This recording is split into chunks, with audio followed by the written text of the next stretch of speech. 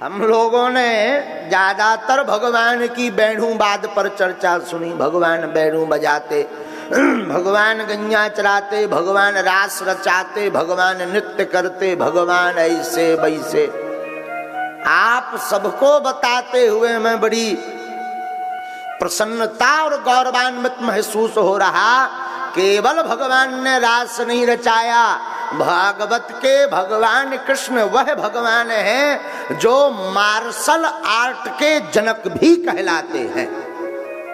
हाँ, martial art के जनक भगवान कृष्ण हैं। नीति निपुणज्ञ भगवान कन्हैया केवल रास भर नहीं रचाते, नीति निपुण भी है। कब कौन सी नीति का खेल खेलना है तो भगवान कृष्ण को फॉलो करो। मानो महाभारत काल में जब जो है पांडवों के ऊपर मंडराने लगी आफत, तब भगवान कन्हैया ने एक नीति चली। द्रौपदी जी के मुख पर पल्लू लंबा करवा कर प्रातः काल भीष्म पितामह जी को प्रणाम करवा दिया। अब भीष्म पितामह जी समझ नहीं पाए कि ये किस पक्ष की है, तो भीष्म पितामह जी ने आशीर्वाद दे दिया, जाओ सदा सौभाग्यवती रहो। जैसे ही घूंघट उठाया तो चौंक गए, हे भगवान। फिर तो जो है भीष्म पितामह बड़े हंसे कि हम लड़ रहे कौरवों की तरफ से, आशीर्वाद पांडवों को दे रहे। लेकिन अब हम समझ गए कि ये चाल किसने चली है। तो देखो भाई, भगवान कृष्ण केवल रास भर नहीं नचाते, भगवान कन्हैया हमारे विश्व के भगवान ऐसे ही नहीं कहलाते। उन्होंने पूरे संसार को प्रत्येक निपुणता का ज्ञान करवाया। यही हमारे भगवान कृष्ण की महिमा है। उन्हीं नंद नंदन चित चोर माखन चोर मुरली मनोहर माधव की कृपा से हम सब 7 दिन तक छतारी की इस धरा पर भगवान की कथा का रस स्वादन करेंगे। दूसरी बात, कथा जीवन में ठीक उसी प्रकार जरूरी है जैसे बॉडी को जिंदा रखने के लिए ऑक्सीजन जरूरी है, वैसे ही कथा आवश्यक है, नितांत। बोले क्यों? बोले देखो, एक सज्जन बोले महाराज अगर कथा ना सुने तो क्या मर जाएंगे? मरोगे तो नहीं, दिखने में तो जिंदा दिखाई पड़ोगे, पर जीवन जीने की कला नहीं आएगी तो मरे से बदतर हो जाओगे। भाई कोई आदमी बढ़िया हो, ठीक ठाक, खूब अमीर आदमी हो, अरबों खरबों रुपया हो, और खूब बढ़िया गाड़ी वाहन घोड़ा, खूब नौकर चाकर हो, पर दोनों पैर ना हो, तो क्या किसी काम का है? बोले किसी काम की नहीं है संपत्ति। उसी प्रकार जो है व्यक्ति कितना भी बुद्धिमान, तार्किक, विद्वान, पढ़ा लिखा, गुणज्ञ, ज्ञानी, चतुर, बाबू, डीएम, पीएम जो भी बन जावे, पर अगर वो आध्यात्मिक नहीं है तो बिना आध्यात्मिकता के जीवन जीने की कला उसमें नहीं आ सकती। आध्यात्मिक नहीं है तो जीते जी मुर्दा के ही समान है। हम नहीं कहते, गोस्वामी तुलसीदास जी कहते, जीवत सौ समान ते प्राणी,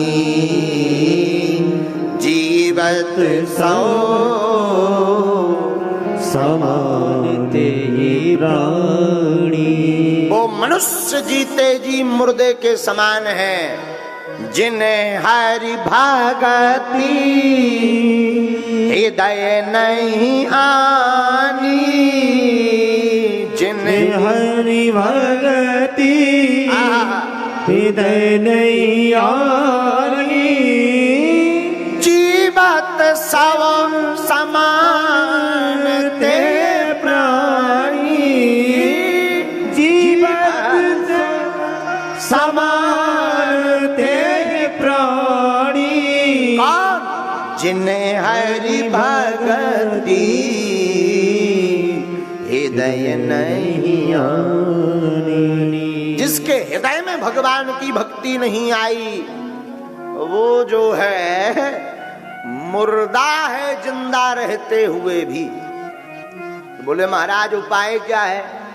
बोले एक ही उपाय है, हो जय जय कृष्ण कथा सुनो भाई कृष्ण कथा।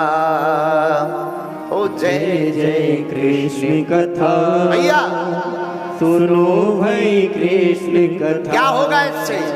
इससे श्रवण कर मिट जाती है, इसे श्रवण कर मिट जाती है जन्म जन्म की वृथा। हो जय जय कृष्ण कथा।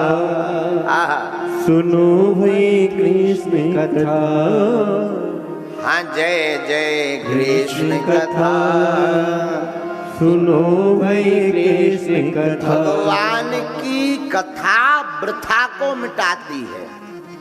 किसको मिटाती है? वृथा का मतलब होता है दुख।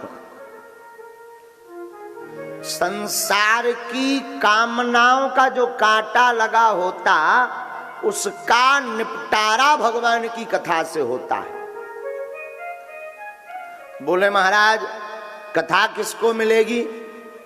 बोले जा पर कृपा राम की होई। जिस पर राम जी की कृपा हो जावे वो भगवान की कथा को पा जाता है। सब नहीं, अब अगल बगल कितने गांव नहीं होंगे वो हैं, पर क्या सब कथा में आ पा रहे? बोले नहीं। बोले क्यों? अरे बोले भैया वही आएगा जिससे हनुमान जी बुलाएंगे। सब अगर आ जाएंगे तो नरके कौन जाएगा? वहां की भी तो दुकान बंद हो जाएगी। तो दोनों दुकान को चलाना जरूरी है। और कई बार बड़ी दुकान पर भीड़ ज्यादा हो तो छोटी अपने आप चल पड़ती है। बोलो सीताराम, जोर से बोलो। तो जो है साधु जी आप सब जो यहाँ विराजमान है, कोई साधारण मत मानिए अपने आप को। आप पर भगवान की बड़ी अनुकंपा है, तब आकर के आप भगवान की गाथा को सुन पा रहे हो। हाँ